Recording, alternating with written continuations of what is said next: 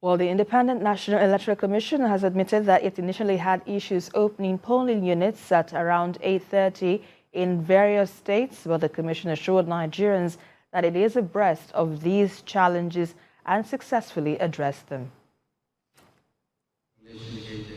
On Saturday, the Independent National Electoral Commission admitted that it initially had issues opening polling units at 8:30 a.m. in various states. INEC Chairman Mahmoud Yakubu disclosed that 6 bimodal accreditation systems were lost to thugs in Katsina, while 2 others were stolen by thugs in Delta. Violence and disruptions were also recorded in Borno, Anambra and Bayelsa, Edo and some parts of Lagos states.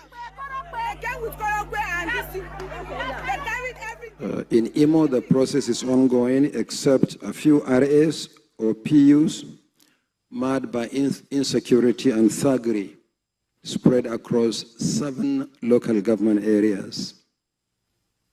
And the situation in Kebbi State is stable. Voting is going on mainly in Birnin Kebbi.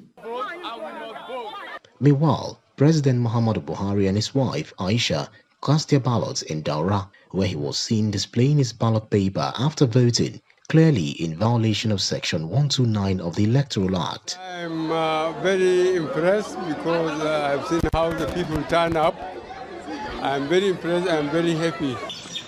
Vice President Yemi Osinbajo, alongside his wife, who voted at Ikenne Remo, Ogun State, was impressed with the process.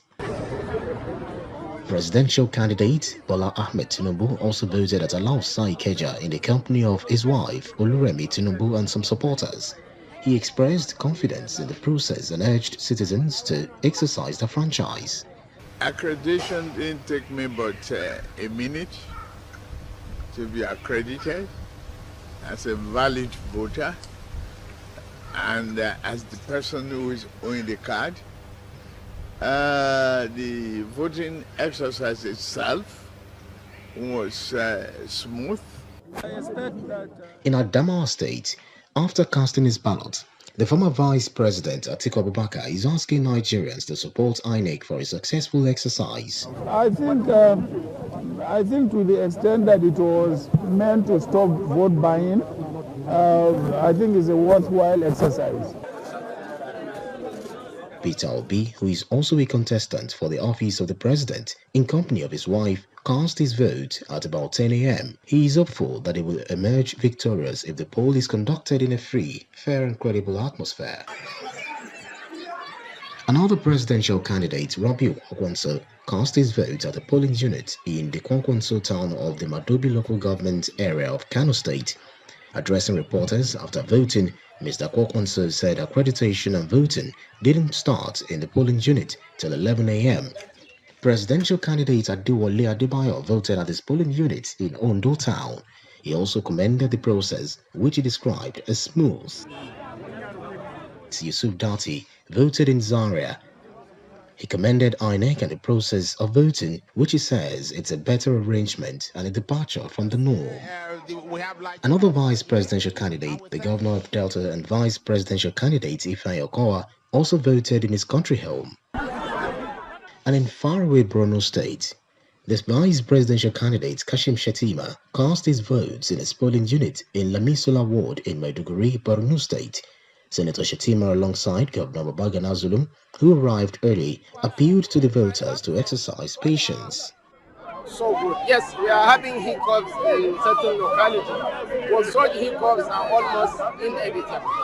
We should have the patience and the generosity of spirit to give INEC the benefit of the doubt. Meanwhile, the leader of the G5 and River State Governor Nyesom Wike was unable to vote in his polling unit due to failure of the beavers to accredit him after a long delay. He and his wife were asked to return after the resolving of a technical error.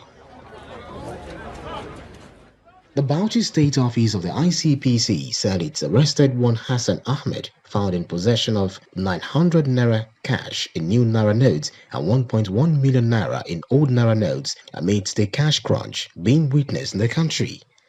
The suspect was arrested on Friday by troops of the 33 Artillery Brigade Operation Safe Conduct, deployed to Al-Kalari and handed over to the Bauchi State Office of the Anti-Graft Agency. But the Electoral Commission assured Nigerians that it's abreast of these challenges and is successfully addressing them.